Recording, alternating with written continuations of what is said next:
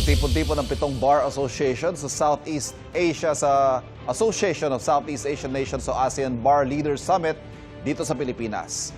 Layunin ang pulong na makabuo ng draft constitution para sa mungkahing ASEAN Federation of Bar Associations. Ay kay Integrated Bar of the Philippines President Alan Panolong, mas mapapadali ang ugnayan at kooperasyon ng iba't ibang bar organizations sa Southeast Asia kapag nabuo yan.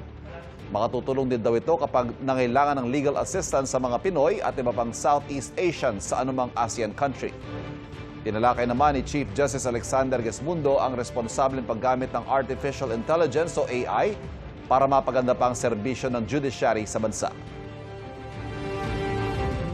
Treated not as a replacement for judicial reasoning, but as an assistive tool to improve efficiency, case management, and access to legal information.